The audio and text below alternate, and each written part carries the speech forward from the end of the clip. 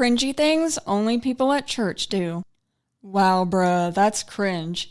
You hear this all the time, and if you belong to any church, you'll find some pretty cringy activity that seems to belong exclusively to the congregation. Pastors trying too hard to relate. Pastors and leaders trying to wow congregants by pretending to understand and be into whatever's trendy can lead people to assume you have no actual interest in whatever's going on. You're just trying to stack up more friends, followers on social media. The relatable pastor can often be seen acting like a hipster one week and a Viking the next, depending on whoever he or she thinks will have their butts in their seats. When Paul said in 1 Corinthians 9:22, "I have become all things to all men, that I might by all means save some," he meant to find some common ground.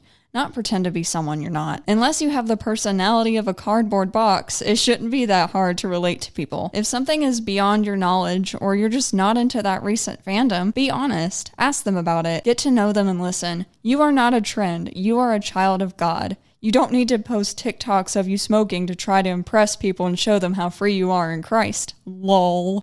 Only clean in the church when someone important is gonna preach.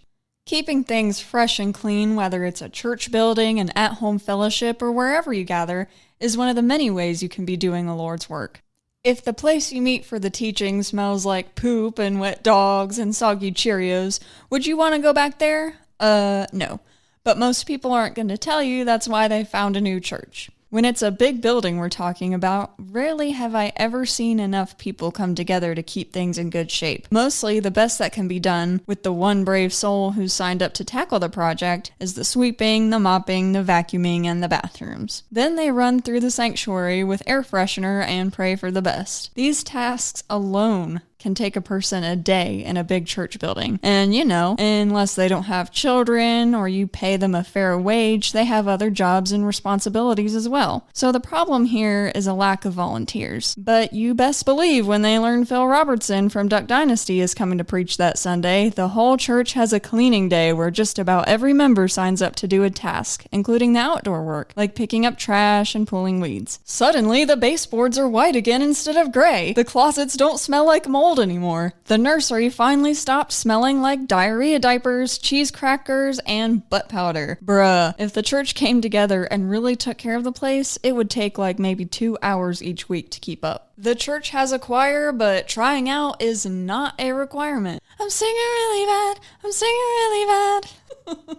Your mom might think you're a great singer, but that doesn't mean you should join your church choir, okay? For every church that wants to make sure you can sing before they just throw you up on stage next to a microphone, there are a dozen more who do exactly that. They just plop you on up there on the platform. A lot of churches stream their service too, so instead of trying to forget about how off-key you were, or how you fixed your wedgie, picked your nose, or whispered in your friend's ear too close to the mic, "Man, I really gotta pee," we'll remember it. Forever. People who can't sing join the church choir for a number of reasons. 1. A church leader is on the choir and they just want to be their best friend so they can obtain their own leadership position. 2. They like the idea of being on stage or being in front of the camera. Or 3. Bless their hearts, they actually think they can sing. Trying new things is a wonderful way to keep discovering different aspects of yourself, but don't condemn yourself if you can't do one thing or act like you know how to do it when you don't. This doesn't bless anybody. Just keep trying different things as they come up and keep working on the strong suits God has already given you. There are so many ways to be a blessing. If you can't sing, it's no big deal. Remember, Psalm 33:3 says, "Sing to him a new song, play skillfully and shout for joy." Play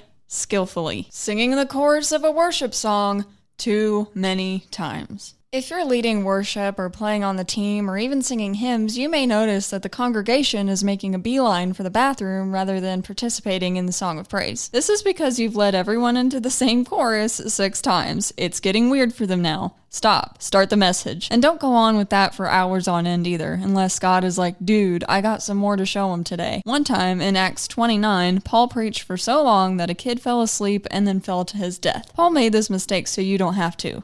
Be blessed. Lack of realness. Oh Lord, this one. Like everything on the list, not every church does it, but it's enough for it to be a problem. Let's say you're sitting in the back row, just vibing or whatever, but you look sick. Trouble is, you're not sick. you're hungover. But you're not going to tell anyone if they ask. You're going to say, I got motion sickness on the way here, or it's just allergies. Homeboy, you were partying it up last night with your people until 2 a.m. But to avoid judgment, rumors, and the like, you make up a total lie and manage to save face until you do something else you don't feel comfortable bringing up. The church is supposed to be a family unit, yet too many struggles, especially mental health and addiction, aren't addressed in a way that lifts people up and strengthens them in understanding the peace and healing of God. Instead, everybody smiles, shake hands, and says, I'm good, how are you? Without coming to them later on with the truth and vulnerability. If you were perfect, you really wouldn't need to go to church or Bible study or anything, now would ya? This isn't a court hearing. It's a place where we should be able to be honest, even about the darker stuff.